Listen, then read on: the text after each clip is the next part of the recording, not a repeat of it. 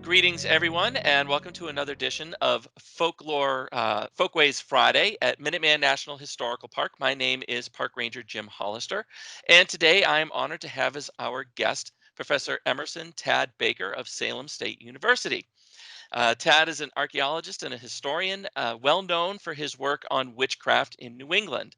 He's the author of several books, including The Devil of Great Island, Witchcraft and Conflict in Early New England, and A Storm of Witchcraft, The Salem Trials and the American Experience.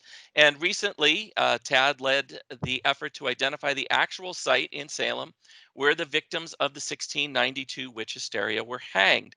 So, welcome, Professor Baker. Good to see you, Jim. Thanks for having me.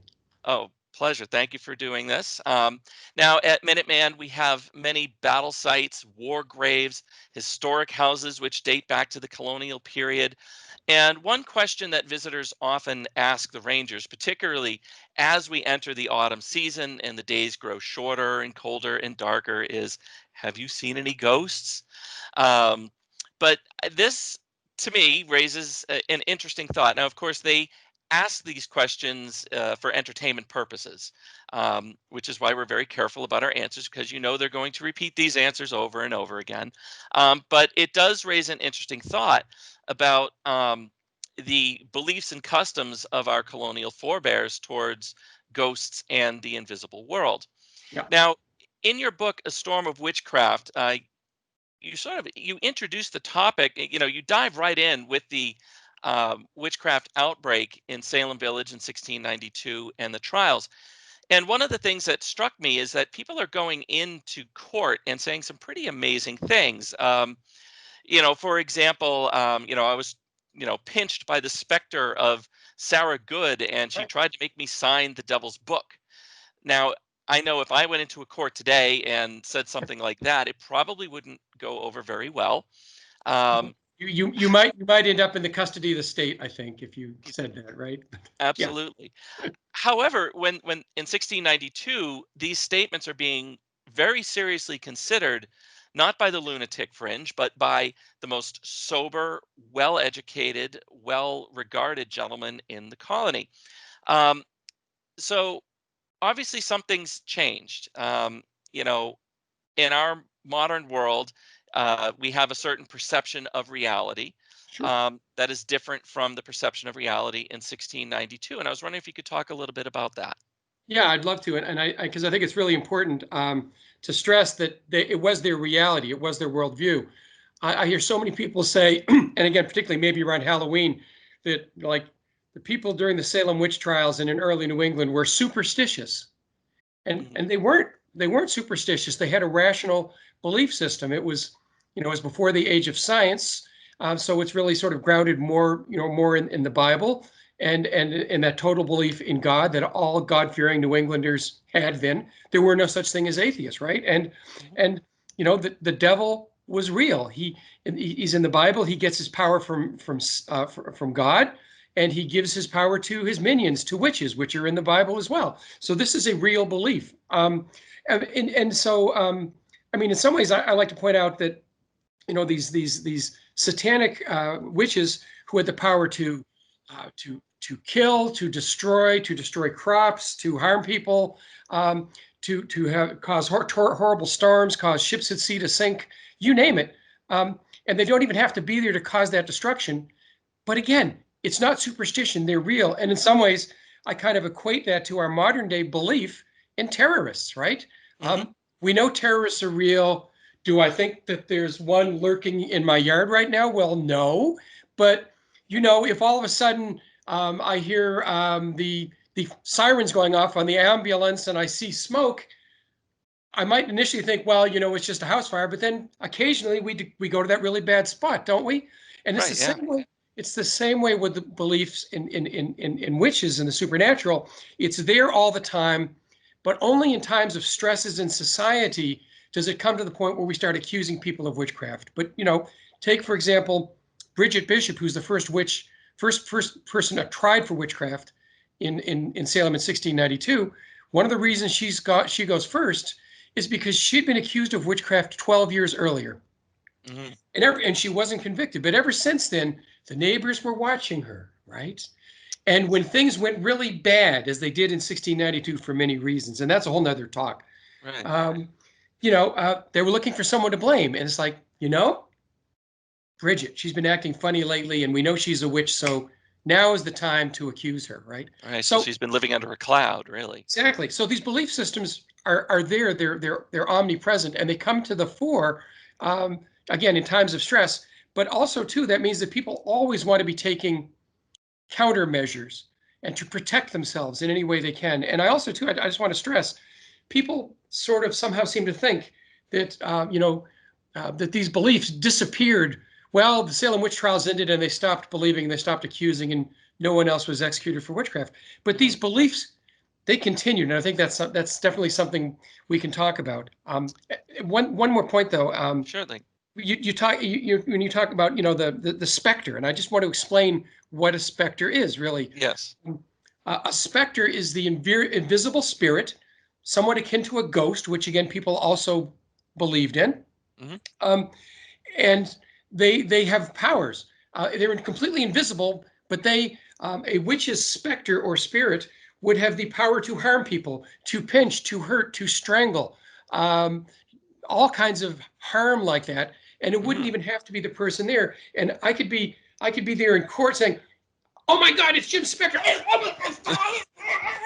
And people, and right, you're I laughing didn't because do that, by the way. That wasn't you me. don't exactly you didn't see anything, but because the only person that can see the harm is the person being harmed. Um, Now, having said this, spectral evidence was really controversial in the 17th century. And I know what you're going to say. Well, yeah, Tad, I understand why, because that sounds crazy. That sounds like Right. superstition, but it wasn't for that reason.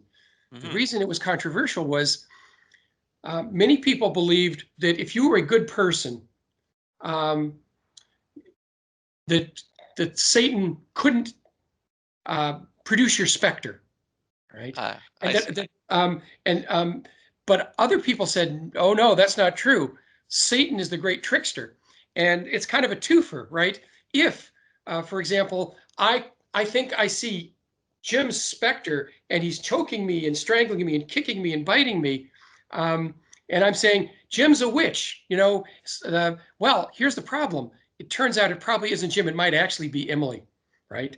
And and I've long had my you've suspicions. probably wondered about that, but my point is, it's kind of a twofer, right? Because the witch gets to cause me pain, but also gets you, an innocent, God-fearing Christian, accused of witchcraft, right? So anyhow, it's complicated, and it remains that way. It doesn't just end in Hmm. 1693.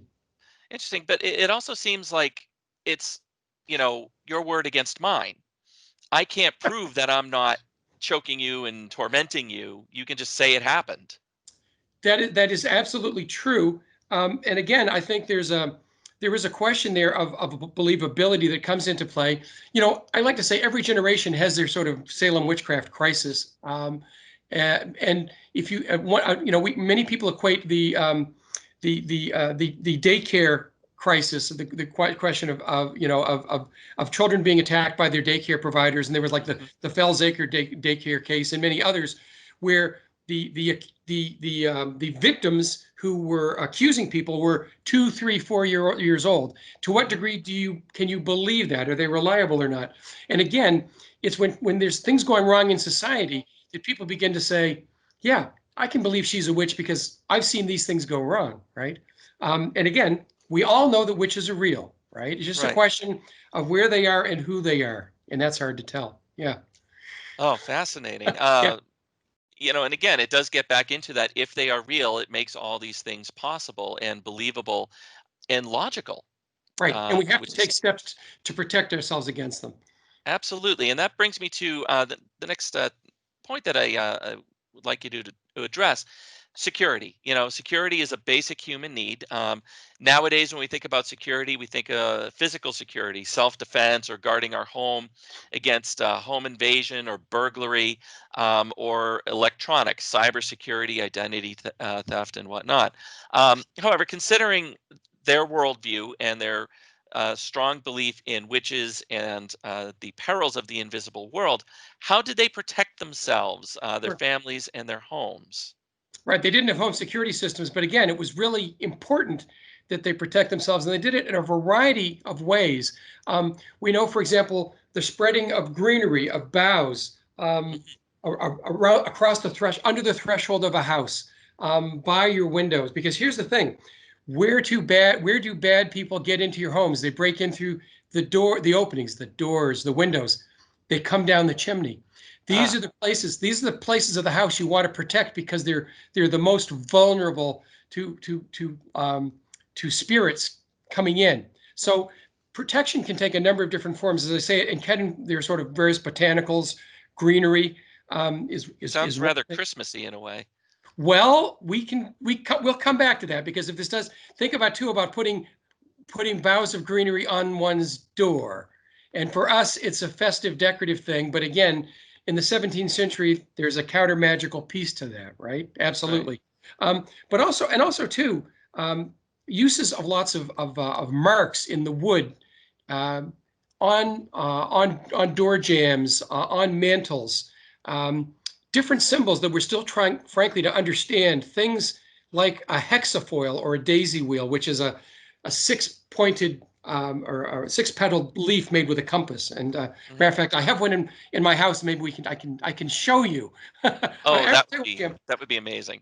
We'll follow me, and you may have to cut some of this, but we'll run, because in my house, which was built about 1795, it turns out it's protected by counter magic. And I don't know how well you're going to be able to see this or not, but can you see right here?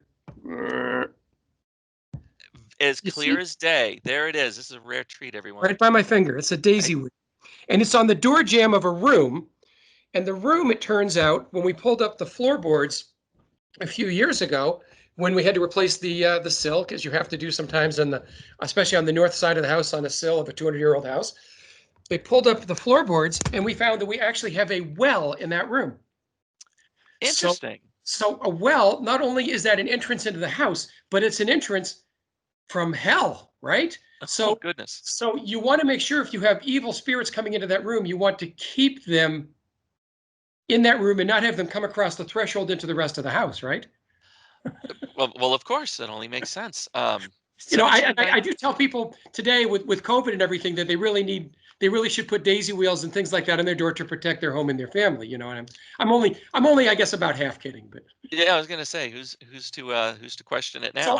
So I honestly think, if the rangers there and your staff start looking at your houses, you are going to find, around the chimney, around the mantle, by the doors, in the attic, by windows, places like that, you will find marks, and some of them are generic carpenter's marks involved with construction. Sure. I've seen a number of those. But there's some others, especially when they get near those openings, that don't necessarily make sense. So we can talk about that one sometime too. Oh, I'm picturing a project for a rainy day is poking through those houses. And I think, and a lot of times, the only time you find these and some of the other protections, honestly, is when you are doing some of the restoration work and renovation.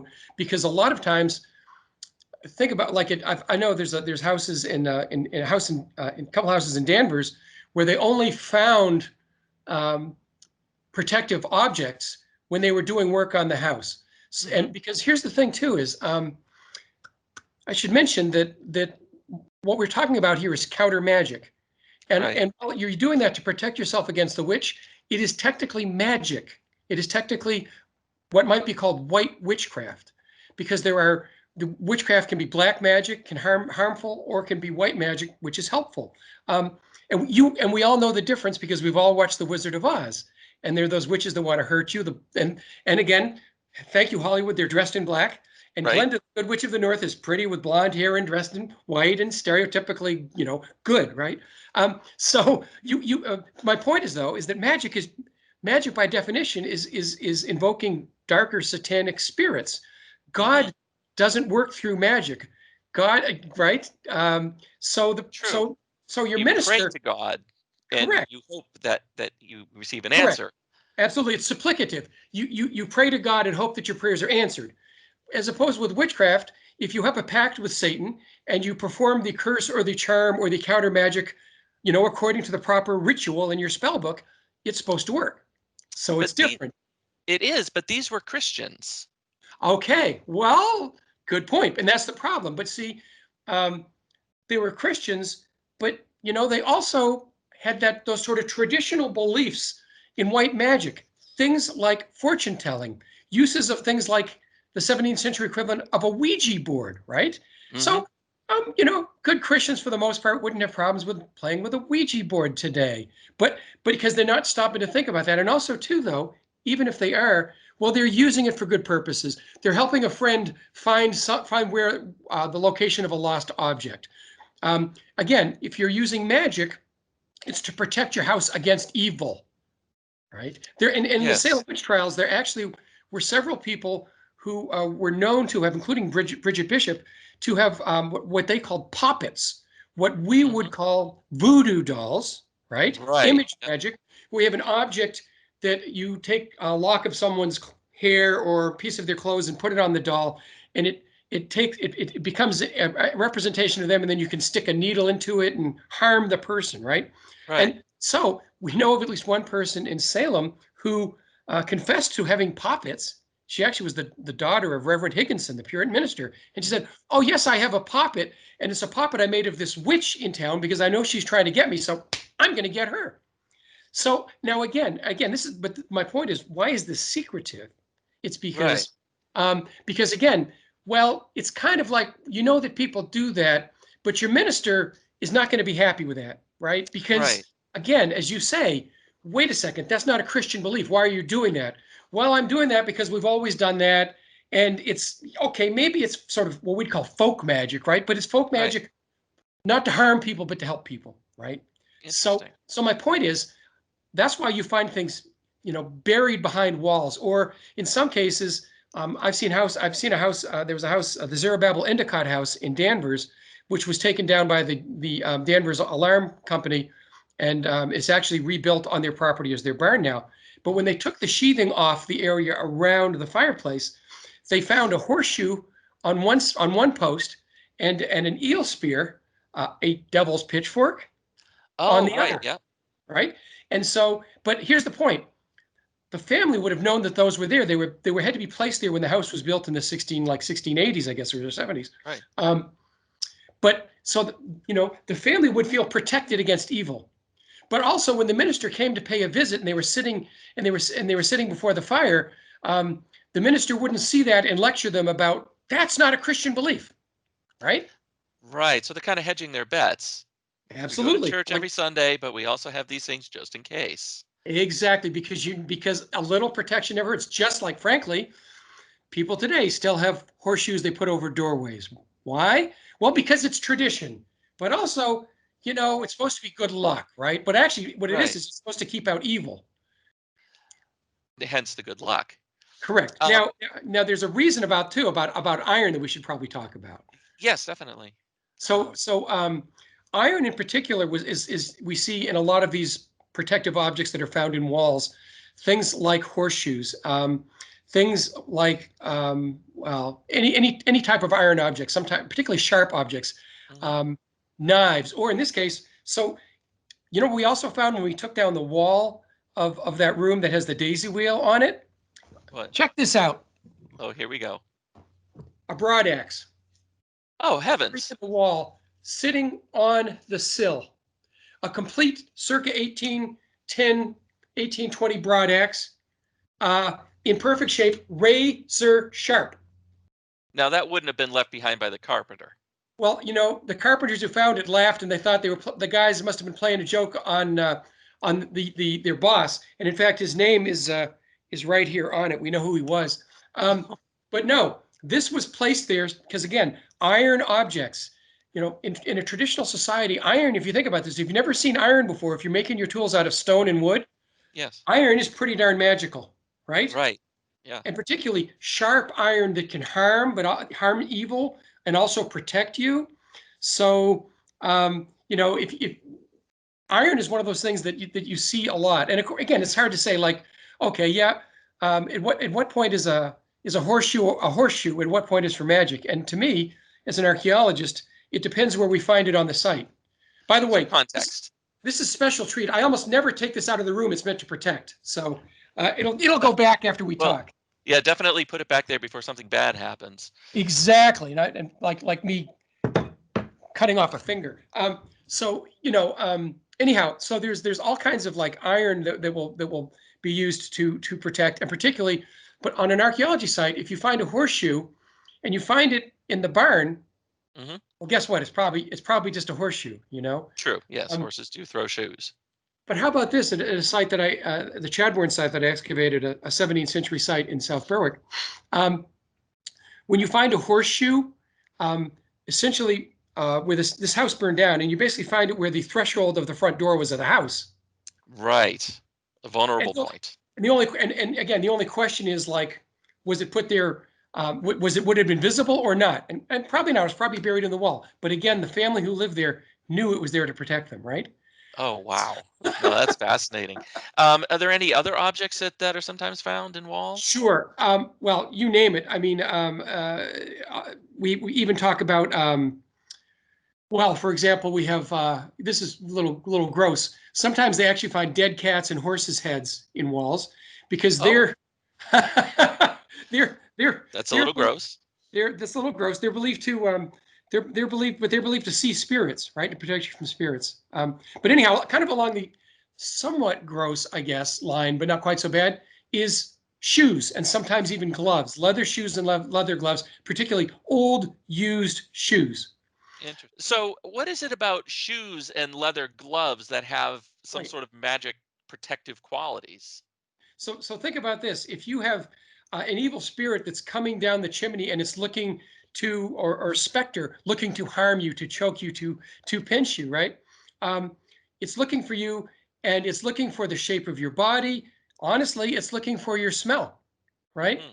And so what people would often do is take an old shoe, which has the shape of someone's foot, the impression of their soul, that Hmm. is SOLE, E. right? Yes. Right. Yes. Um, and also, too, frankly, their essence, their odor, right? Hmm. And it's the same thing too with an old pair of leather gloves.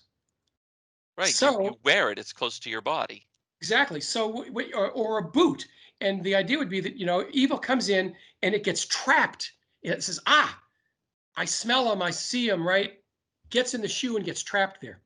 And we have references to this from the 17th century, even in a witchcraft case in Newburyport in about 1680, in the case of the Morse family, where the Morses are plagued by spirits, and so they put and again, you have to read between the lines in these depositions, but Hmm. in one case they complain about that a spirit came down the chimney and took a shoe by the fireplace, filled it full of ashes, and threw it at the Morses.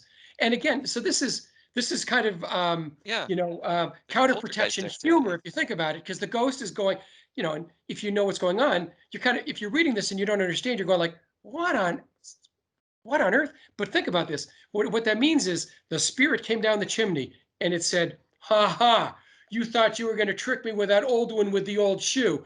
No way. Take this. Bang, right? Oh, So an experienced ghost. exactly. Experienced ghosts who are they need to bring in the professional ghostbusters to take care of. Yeah, I mean that So sounds like poltergeist activity. Shoes getting. well, but here's the thing: in the 17th century, what we would call poltergeist activity, as I talk about in my book, The Devil of Great Ireland, really is the range of what happened to witches. We have this, unfortunately, from Salem, that example you give of specters, Hmm. of a harm that witches could cause. But witches can also bring forth all kinds of nasty demons and can cause disruptions in your house and do those kinds of things that we today would attribute to poltergeist. But again, it's all work done by witches with the help of Satan. And we just think that if we don't have a bunch of teenage girls writhing on the floor trying to protect themselves from invisible spirits who are harming them, that it's not witchcraft, but it certainly can be. Yeah. Oh, fascinating. Now, so here we are in our modern world, Sure. um, and we've just been talking about these old practices. How long did they persist in New England, and is there any remnant of them in our world today? Sure. Well, absolutely. It's again, I think after 1692, we stopped legal prosecutions against witches, not because people stopped believing in witches and the supernatural, but because it was hard to prove, right? Cotton Mather's, Increase Mather said in his book, better that 10 witches live than one innocent person die. So if we can't use the courts to protect ourselves against witches anymore, how are we going to do it? We're going to do it through counter magic. We're going to make sure our houses are protected, right? So what's interesting is, again, I think if you look at most colonial and, even like Lexington and Concord on Battle Road, 18th century houses and even 19th century houses. And if you're doing renovation work and taking down walls, you will find shoes, horseshoes, all kinds of things that could be counter magical. And invariably, it's no coincidence. Again, if you happen to find a shoe, I don't know, just underneath the floorboards, well, maybe it doesn't mean anything. But if you happen to find it in the floorboards right behind the hearth, wow. And so I actually know of houses. There's near where we live here, there's a house that was built in 1896. When they were doing work on it, they found a witch's bottle in it, which was a counter magical potion where you would take the urine of the afflicted and mix in nails, sharpened iron, straight pins. So urine is in the essence? Yes, exactly. Boil it up, which I think probably would have driven away more than evil. And then cork it up and like bury it in the wall or the under the fireplace. And so you find evidence of these sorts of things in houses even into the 19th century. And frankly, some of these traditions persist today, again, in things like horseshoes. Or how about this? I'll take you to, so I guess my kind of point is, I think if you're in most homes in New England that are more than 100, 150 years old, you are as likely as not at some point to find some kind of, if you look carefully, some kind of mark or some kind of object buried in the wall or in the cellar or something like that. And I guess, I think in many ways we still have those beliefs. And again, we call them superstition. I don't know about you, Jim, but when the Patriots are playing and they're winning, I just don't want to move off the sofa, in part because I'm lazy, but also too but if I move, will I upset? And on the one hand, do I think I really have that? On the one hand, you say, gee, Tad, do you think you really have the power to influence the game? And go like, heck no. But then you'd say like, but I just want to be sure, right? And also, and also too, I think it's embedded in our beliefs because, come back to Christmas. Think of all the traditions associated with Christmas, where we decorate with boughs of greenery at our doors, on our windows, wreaths. And think about this. We have a jolly old elf, a good spirit, who comes down the chimney on Christmas. And what does he do? He puts things in stockings. Now, originally, if you go back to the 17th century, you can see a Dutch genre paintings, the arrival of St. Nicholas, and he's filled shoes. He's come down the chimney, and they're there by the fireplace, and there are shoes that he has filled with presents, right? So,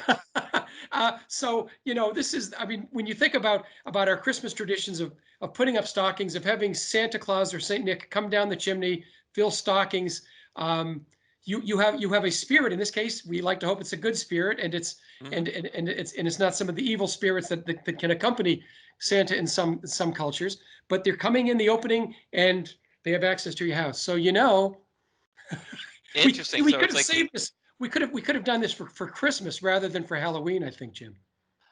Oh dear. Yes, I suppose we could have, but it just seems like we've sort of tamed the beliefs, and they still do persist. That's fascinating. Yeah, I always knew there was something about Christmas. Um, well, there is. Well, think about this. What is the most famous Christmas, Christmas story, Christmas movie? well, that would be A Christmas Carol. Correct. And what is the main feature of the Christmas Carol? A ghost, bunch of ghosts, right? And in fact, there was a whole genre of literature in the 19th century. Dickens wasn't the first to do this, of Christmas ghosts. Yeah. Maybe we could extend Halloween into the Christmas season. There you go. Here's a tourism hook for Salem, I think, right? Right. It's not Halloween. Witchcraft. It's not just for Halloween anymore. And by the way, I would like to point out for the record that there is no connection whatsoever between witchcraft historically in the 17th century and Halloween. I will say today, modern day Wiccans do have their high holy day. Samhain is October 31st. But of course, Wiccans are wonderful folk who believe in being kind to people, kind to animals, and good to the earth. They have absolutely no sort of historical association there in any way, shape, or form with what we've been talking about with the harmful spirits of the 17th century. Fascinating. Well, thank you very much, Professor Baker, for your time today. And we've learned an awful lot about the ways that our colonial forebears protected themselves. And now I'm rather curious. I think I'll go poking around some of those houses, and I would encourage our audience, if you have an old house, go looking around and seeing what secrets that house can reveal to you if you know what to look for. So thank you very much, and we'll be seeing you soon. My pleasure. All right.